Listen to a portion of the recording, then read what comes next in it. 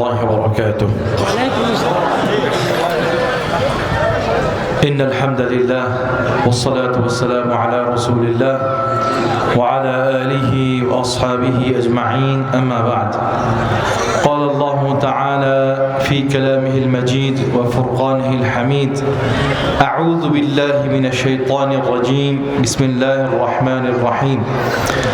الذين آتيناهم الكتاب يتلونه حق تلاوته. وقال أيضا: ورتل القرآن ترتيلا. صدق الله المولانا العظيم. قال النبي صلى الله عليه وسلم: اقرأوا القرآن فإنه يأتي يوم القيامة شفيعا لأصحابه. وقال أيضا: من قرأ حرفا من كتاب الله فله حسنة والحسنة بعشر أمثالها. لا أقول ألف لام ميم حرف، بل ألف حرف ولام حرف وميم حرف، أو كما قال عليه الصلاة والسلام. কাছাইট বড় হুজুরের আহ্বানে 2 দিন ব্যাপী বাৎসরিক ইসলামী মহাসম্মেলনে আমার দূরদূরান্ত থেকে আগত দিন প্রিয়, কোরআন প্রিয় ভাই বোনেরা, আপনারা অনেক কষ্ট করে, অনেক মেহনত করে, পরিশ্রম করে আজকের এই মুবারক মাহফিলে উপস্থিত হয়েছেন। আল্লাহ রাব্বুল আলামিন যেন আপনাদের এই উপস্থিত হওয়া, আসা, বসা, দ্বীনি আলোচনা শোনা, কালামুল্লাহ তেলাওয়াত শোনা, প্রতিটি কাজকে কবুল এবং মঞ্জুর করে নেন। আমিন। প্রিয় হাজরিন, আমার নির্দিষ্ট বিষয় হচ্ছে কালামুল্লাহ থেকে তেলাওয়াত। তবে আমি তেলাওয়াতের পূর্বে আপনাদের সম্মুখে কিছু আলোচনা পেশ করব ইনশাআল্লাহ। আমার আলোচনার মূল বিষয় হচ্ছে 2টি। প্রথম বিষয় হচ্ছে কোরআনুল কারীমের বিশুদ্ধ তিলাওয়াত। দ্বিতীয় বিষয় হচ্ছে আমরা কেন কোরআনুল কারীম তিলাওয়াত করব। আল্লাহ রাব্বুল আলামিন কোরআনে ইরশাদ করেছেন: আল্লাযীনা আতাইনাহুমুল কিতাবা ইয়াতলুনাহু হাক্কা তিলাওয়াতিহি উলাইকা ইউমিনুনা বিহি। যাদেরকে আমি এই কিতাব দিয়েছি এবং যারা এর হক আদায় করে তেলাওয়াত করে, উলাইকা ইউমিনুনা বিহি, যারা এর ঈমান আনে। অপর একটি আয়াতে আল্লাহ রাব্বুল আলামিন বলেছেন তার প্রিয় হাবিবকে উদ্দেশ্য করে: ওয়ারাত্তিলিল কুরআনা তারতিলা। আপনি কোরআনকে পাঠ করুন তারতিলের সাথে। আল্লাহ রাব্বুল আলামিন কোরআন কারীমে এই 2টি আয়াত কেন তিনি নাজিল করলেন? প্রতিটি মুসলমানের জন্য কোরআনের 3টি হক রয়েছে। কয়টি হক? 3টি হক রয়েছে। প্রথমত 3টি হক। প্রথম হক হচ্ছে যে কোরআন কারীম আল্লাহ পাক তার প্রিয় হাবিবের উপর যেভাবে নাজিল করেছেন ঠিক সেইভাবে প্রতিটি হরফের হক আদায় করে তেলাওয়াত করা, এটি প্রত্যেক মুসলমান নরনারীর উপর ফরজ। এই ব্যাপারে সমস্ত আইম্মায়ে কেরামগণ একমত। কোনো ইমাম একথা বলেন নাই যে না এটা ফরজ না। সমস্ত ইমামগণ, সমস্ত সাহাবায়ে কেরামগণ, যত উলামায়ে কেরাম আজ পর্যন্ত পৃথিবীতে এসেছেন, সকলে এই বিষয়ের উপর একমত যে প্রত্যেক মুসলমান নরনারীর উপর কোরআন কারীমকে বিশুদ্ধভাবে তেলাওয়াত করা ফরজ। দলিল কি? দলিল হচ্ছে এই পূর্বের 2টি আয়াত যেটি আপনাদের সামনে আমি পেশ করেছি। এখন প্রিয় ভাইরা আসেন যে কোরআন কারীমকে বিশুদ্ধভাবে তেলাওয়াত করা ফরজ কেন করা হয়েছে? কেন আমাকে কোরআন কারীমকে বিশুদ্ধভাবে পড়তে হবে? আমি যদি বিশুদ্ধভাবে না পড়ি, অশুদ্ধ পড়ি, আমার মন মর্জি মতো পড়ি, তাহলে সমস্যাটা কোথায়? আল্লাহ পাক কেন এটাকে ফরজ করলেন? এবং তিনি যখন কোরআনকে নাজিল করলেন, তার প্রিয় হাবিবকে প্রতিটা হরফ শিখিয়ে দিয়েছেন কিভাবে পড়তে হবে, কতটুকু পরিমাণ মাদ করতে হবে, গুন্না করতে হবে, কোথায় থামতে হবে, আবার কোত্থেকে শুরু করতে হবে। কেন শিখালেন? এর মূল কারণ হচ্ছে আমরা জানি যে কোরআন নাজিল হয়েছে কি ভাষায়? আরবি ভাষায়। আর আরবি ভাষার মধ্যে একটা হরফ আছে যে হরফটাকে বলা হয় হরফ দাদ। এই দাদ হরফটা পৃথিবীর যত ভাষা আছে কোনো ভাষার মধ্যে পাওয়া যায় না, একমাত্র আরবি ভাষার মধ্যে এই হরফ দাদটা পাওয়া যায়। আর এই জন্য আরবি ভাষাকে বলা হয় লুগাতুদ দাদ। কি বলা হয়? লুগাতুদ দাদ, অর্থাৎ দাদের ভাষা। এই দাদের ভাষার প্রতিটা হরফের নির্দিষ্ট কিছু নিয়ম কানুন রয়েছে, পরিমাপ রয়েছে। এই হরফটাকে এইভাবে পড়তে হবে, এই হরফটাকে এতটুকু টানতে হবে, এই হরফটাকে এই জায়গা থেকে উচ্চারণ করতে হবে। যদি আমি ওই পরিমাণ, ওই পরিমাপ, ওইটুকু যদি অনুসরণ না করি প্রিয় ভাইরা আমার, তাহলে সবচেয়ে বড় যে সমস্যাটি হয়, এই হরফগুলো তার আকার বা তার যে একটা পরিমাপ রয়েছে সেটা থেকে সেটা সরে যায়। সরে গেলে কি হয়? এই হরফগুলো তখন বিকৃতি হয়ে যায়, হরফগুলোর যে উচ্চারণ সে উচ্চারণটা সঠিক থাকে না, সেটা কি হয়ে যায়, অন্য একটা হরফে সেটা রূপান্তরিত হয়ে যায়। উদাহরণস্বরূপ যে আপনার সামনে বলি, যেমন হা যে হরফটা হা, এই হাটা আমাদের দেশ অধিকাংশ মানুষ উচ্চারণ করে হা।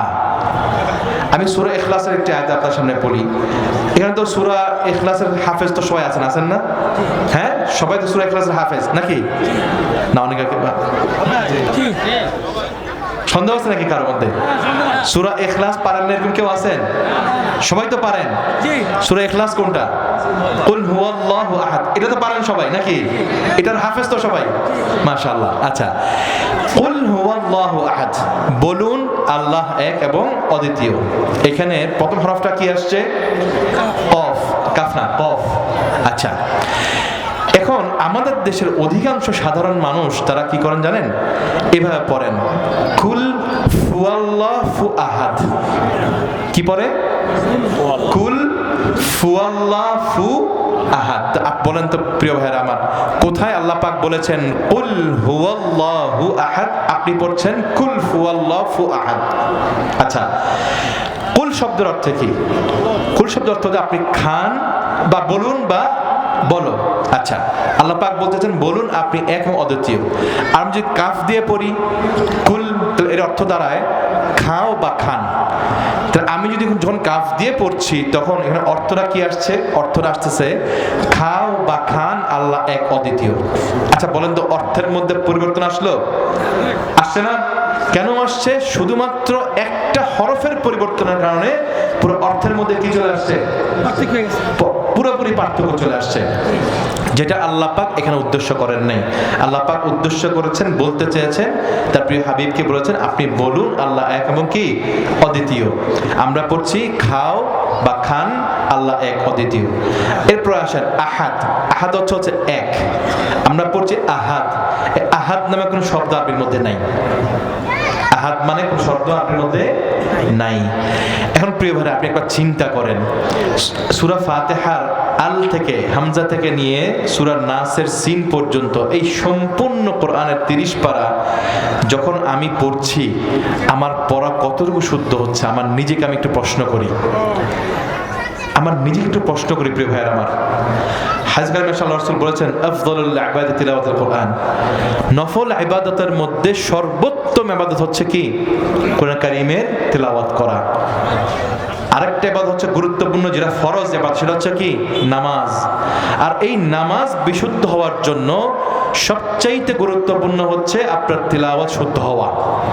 প্রিয় ভাইরা আমার, আমি নিজেকে একটু প্রশ্ন করি, আমার জীবনের 50 বছর, 60 বছর, 70 বছর, 80 বছর পার করে ফেলেছি, বৃদ্ধ হয়ে গেছি, আমার দাড়ি পেকে গেছে, কিন্তু আমি আল্লাহ পাক আমাকে যে আদেশ করেছেন এই কোরআনকে বিশুদ্ধভাবে তেলাওয়াত করার জন্য, তার কতটুকু হক আমি আদায় করতে পেরেছি?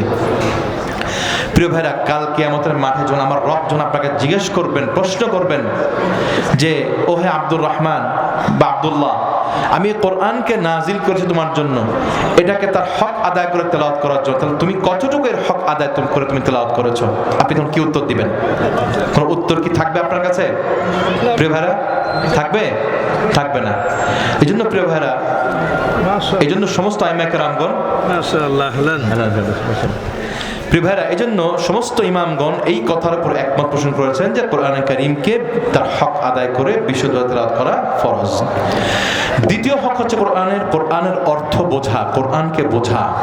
আল্লাহ পাক এবার বলেছেন আফলা তাদাব্বারুনাল কোরআন, তারা কি কোরআনকে নিয়ে অনুধাবন করে না, চিন্তা ভাবনা করে না? এই চিন্তা ভাবনা বা অনুধাবন আপনার মধ্যে ঠিক তখনই আসবে আপনি যখন কোরআনের অর্থ বুঝবেন।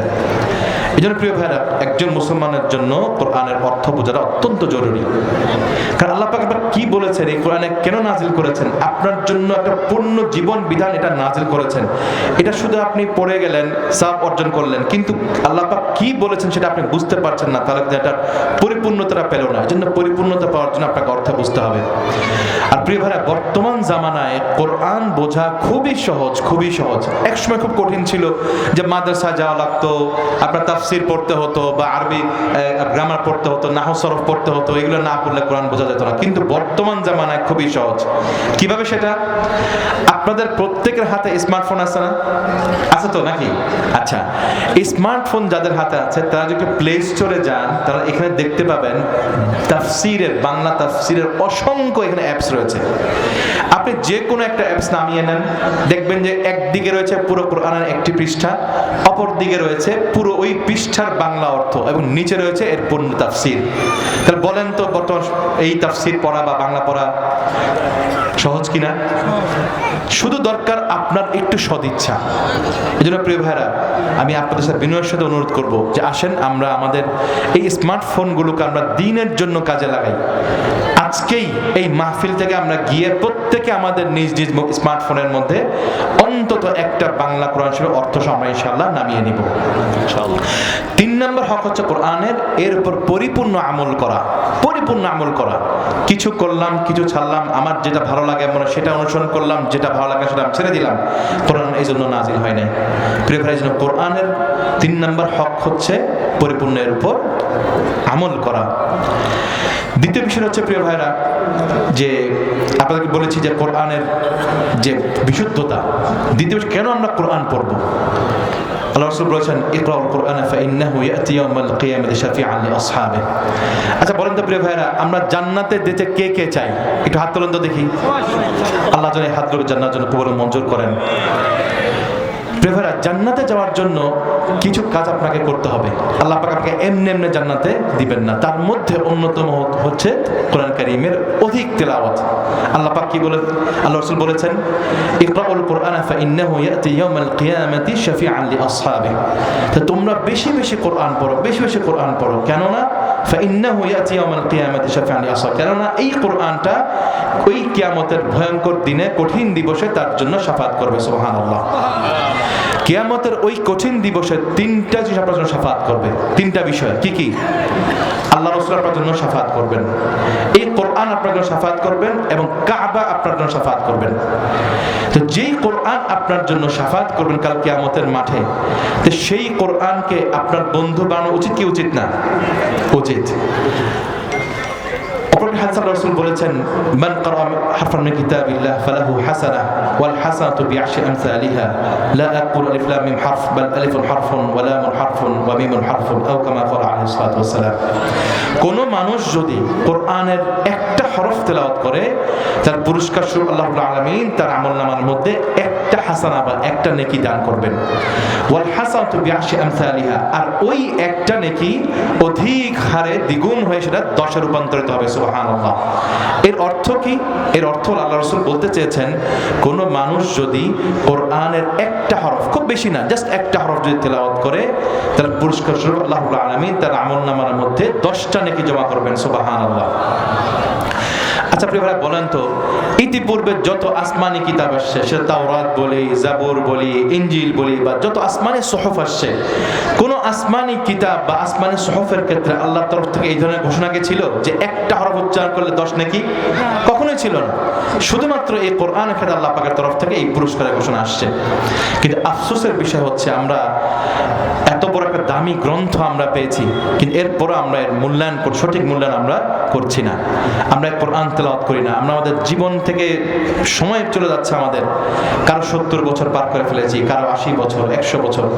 এই কোরআন শেখার দরকার, পড়ার দরকার, বোঝার দরকার, আমল করার দরকার, কোনোটাই আমরা করছি না। প্রিয় ভাইরা, কাল কিয়ামতের মাঠে যদি আমার নবী আপনার ব্যাপারে সুপারিশ না করে, যদি আপনার ব্যাপারে মামলা করে, তাহলে আপনার অবস্থাটা কি হবে? একবার চিন্তা করেন, একটাবার চিন্তা করেন। আমার নিজেকে নিয়ে প্রশ্ন করি যে কাল কিয়ামতের ওই ভয়াবহ দিনে, যেদিন আমার বাবা আমাকে চিনবে না, আমার সন্তান আমাকে চিনবে না, আমার স্ত্রী আমাকে চিনবে না, কেউ আমাকে চিনবে, সবাই ইয়া নাফসি ইয়া নাফসি করবে, সেই কঠিন মুহূর্তে যেই 3টা বিষয় আপনার শাফাআত করবে, সেই একজন যদি আপনার ব্যাপারে মামলা করে, তখন কি উত্তর দিবেন আপনি? কোরআনে আসছে ওয়াকাল রাসূল রাব্বি ইন্না কওমি ইত্তাখাযু হাযাল কুরআনা মাহজুরা। আল্লাহ রাসূল সেদিন কিছু মানুষের ব্যাপারে রবের কাছে নালিশ করবেন। কি নালিশ করবেন? যে হে আমার রব, আমার উম্মতের মধ্যে কিছু মানুষ আছে যারা কোরআনকে পরিত্যাজ্য করেছে। পরিত্যাজ্য অর্থ কি?